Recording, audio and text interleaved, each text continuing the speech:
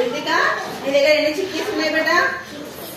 6. Okay, Ritika has 6 chickies. ఓకేనా? ఇప్పుడు వాళ్ళ ఫ్రెండ్ వచ్చింది, ఎవరు? ఇషిక. ఇషిక నువ్వు ఎన్ని చాక్లెట్స్ ఇస్తావు బేటా? 2 ఇస్తావా? సరే ఇవ్వు. ఓకే సరే, ఇషికకి ఎన్ని ఇచ్చింది బేటా? 2.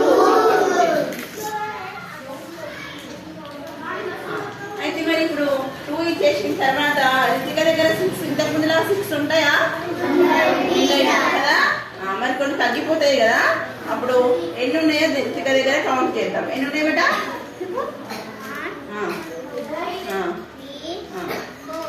ఓకే, సో రితిక దగ్గర ఎన్ని మిగిలినాయి? 4.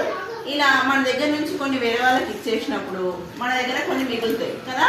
ఇలా ఎన్ని మిగిలినాయో చేయడము, ఎన్ని మిగిలినాయో తెలుసుకోవడమే మనము సబ్ట్రాక్షన్ అంటాం. ఏమనాలి? మన దగ్గర ఉన్నాయి కొన్ని తీసి పక్క వాళ్ళకి ఇచ్చేస్తున్నాం, దీన్ని తీసివేత అంటాం. తీసి అక్కడ వేసేసినాం కదా, సో దీన్నే తీసివేత అంటాం. తీసివేతలో ఏంది, మనకి ఎన్ని మిగిలినాయో తెలుసుకుంటాం. అలా తెలుసుకోవడానికి మనము ఇక్కడ ఎన్ని ఉన్నాయో చెప్పినా కదా, దీన్ని మనము ఇక్కడ మ్యాథ్స్ ప్రకారం చేయాలంటే ఒక సింబల్ యూజ్ చేస్తాం అన్నమాట. ఇలా తీసివేతకు ఇలా ఈ గుర్తు యూజ్ చేస్తాం. ప్లస్ కు ఇంతకు ముందు ఒక గుర్తు, అడిషన్ ఒక గుర్తు యూజ్ చేసినాం కదా, అంటే సబ్ట్రాక్షన్ కూడా ఈ సింబల్ యూజ్ చేస్తాం. ఈ సింబల్ పేరు మైనస్. ఏంటి?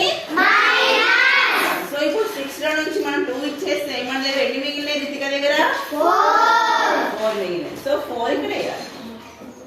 ఇలా చేయాలి సబ్ట్రాక్షన్ అంటే. ఓకేనా?